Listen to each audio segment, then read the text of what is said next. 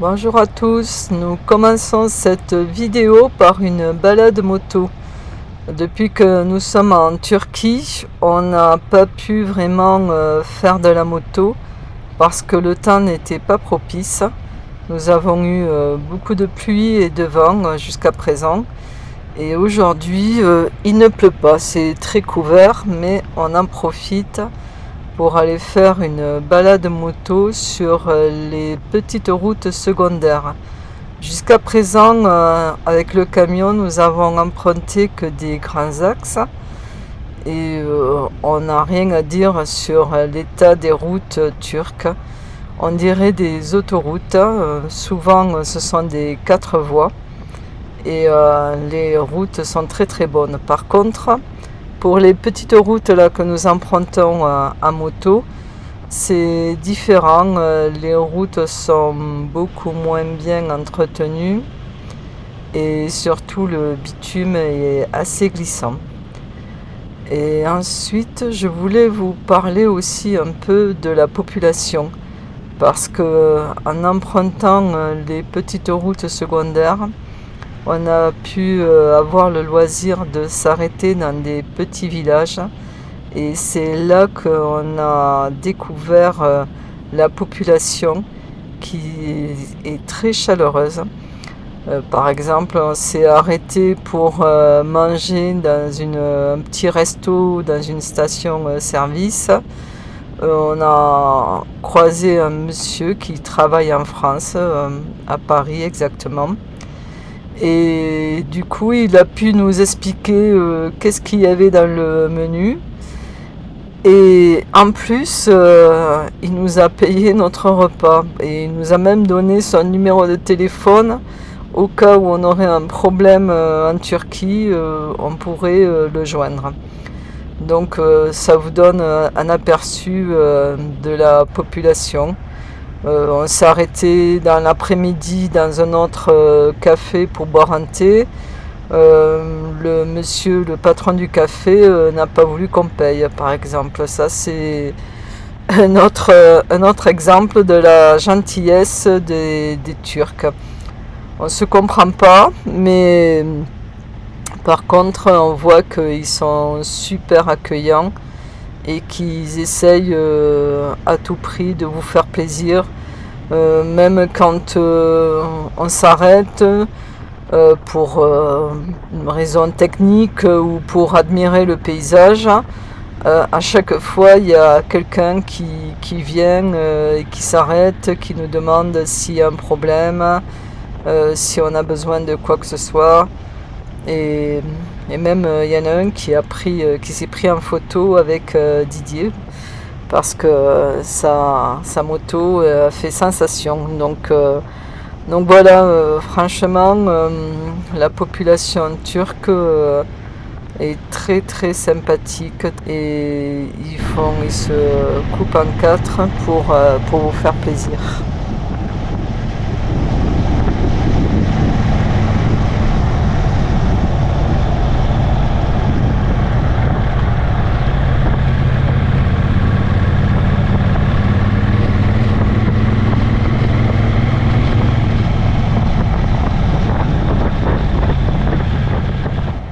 Je voulais vous parler également du coût de la vie en Turquie. En moyenne, le coût de la vie est 60% moins cher qu'en France. Et notamment l'essence, le gasoil coûte 1 euro ou 1,10 € selon les stations. Et on a rencontré même un couple de Français avec un autobus qui avait fait monter un réservoir supplémentaire pour pouvoir ramener un peu plus de gasoil de Turquie. Donc voilà, vivre en Turquie, c'est vraiment pas cher. Là, nous sommes au lac de Salda.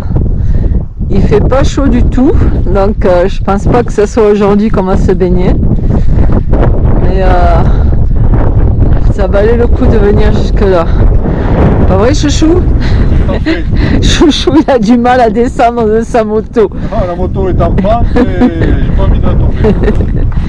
Bon, ben alors, on continue notre route. Nous avons quitté Pamukkale ce matin sous la pluie et on continue notre route jusqu'à la Cappadoce.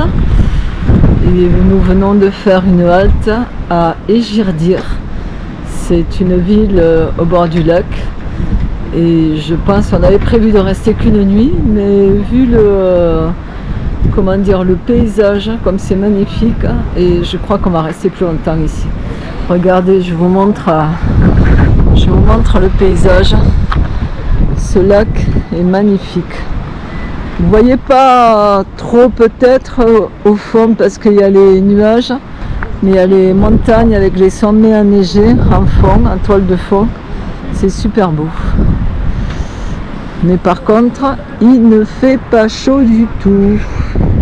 On a vu qu'il y avait un marché à Ejirdir, donc on va faire un tour du marché. Je vais voir si je peux filmer. Un marché. On aime bien les marchés, il y a plein de choses à acheter. Ici, c'est pas cher.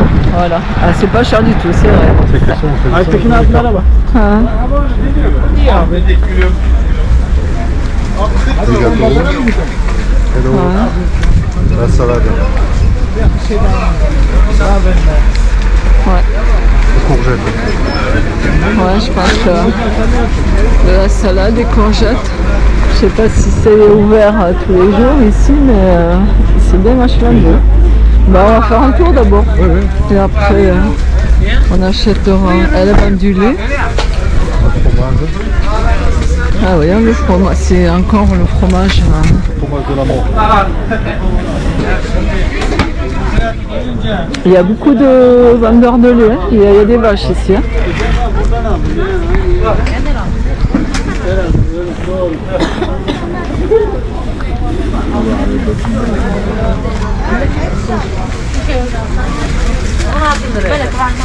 C'est le premier d'olive. Fromage et olive. Ouais.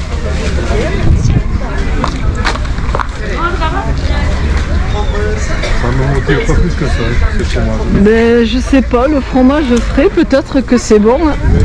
J'en sais rien. Ouais.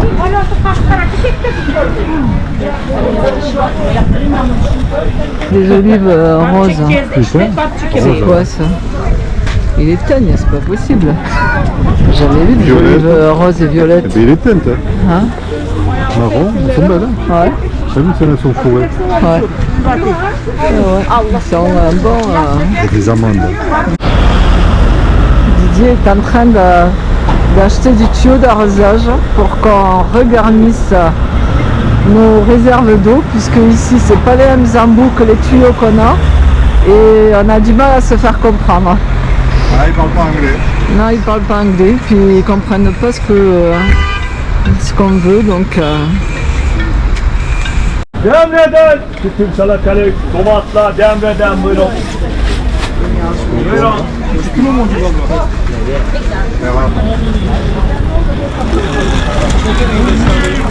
Les épinards, il y en a un paquet. bah, c'est la saison. Ils ont beaucoup de poivrons. Ouais, poivrons et fruits. Mais tu te rappelles pas de Bulgarie aussi? Le poivron, il est cuisiné à toutes les sauces.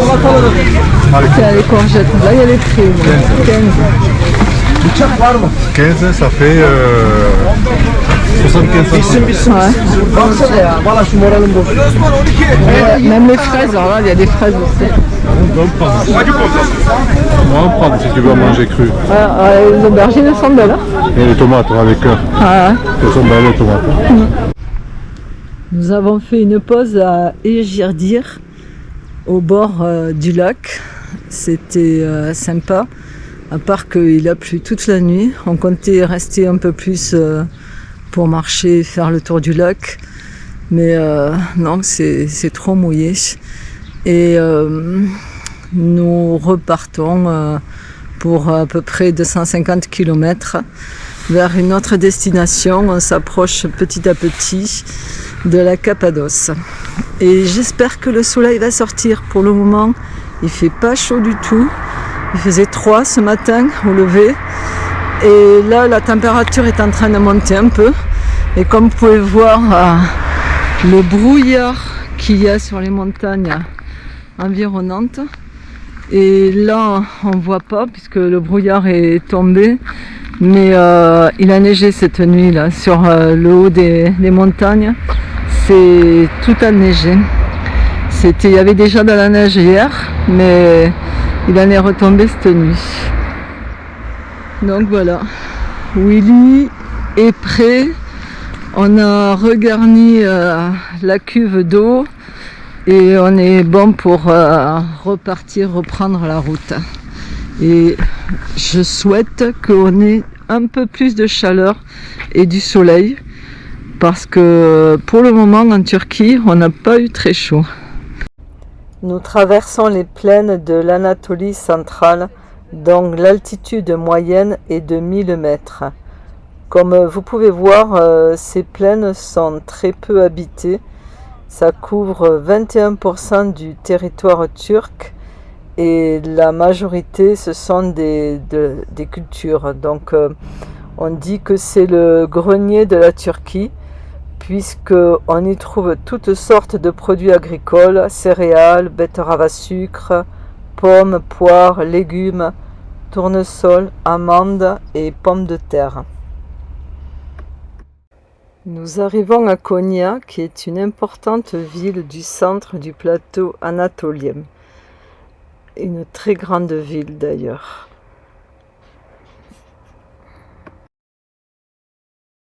Konya est un lieu d'habitation depuis 7000 ans avant Jésus-Christ et elle a servi de berceau à plusieurs civilisations. Si on considère que l'écriture commence à peu près en 3500 ans avant Jésus-Christ, on peut dire que Konya prend sa place parmi les plus anciens centres d'habitation. Elle a la réputation d'être l'un des centres les plus conservateurs sur le plan religieux en Turquie. Elle était autrefois connue comme la citadelle de l'islam et elle reste encore une ville très croyante. D'ailleurs, il y a de très nombreuses mosquées dans la ville. Avec le penseur et poète persan Rumi Mevlana, au XIIIe siècle, l'ordre soufi y eut une importante expression.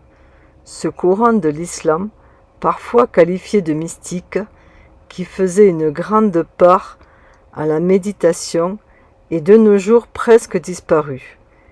Mevlana y fonda l'ordre soufi des derviches tourneurs. Konya est connue aussi pour sa production de tapis turcs qui furent largement exportés vers l'Europe pendant la Renaissance.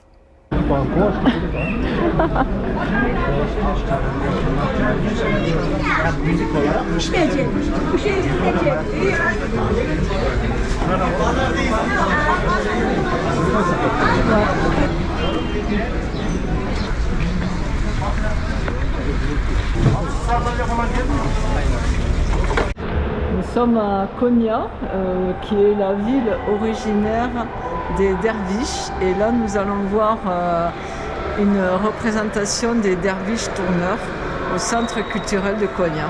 Apparemment, c'est uniquement les samedis à 19h, donc il faut être prêt, il y aura beaucoup de monde. Afin d'approcher le plus possible de la connaissance intime de Dieu, les fidèles se livrent entre autres à une cérémonie musicale et cette danse à laquelle on assiste est appelée le sama. Donc, cette danse peut être individuelle ou collective, sous la direction du cheikh ou maître spirituel de la confrérie.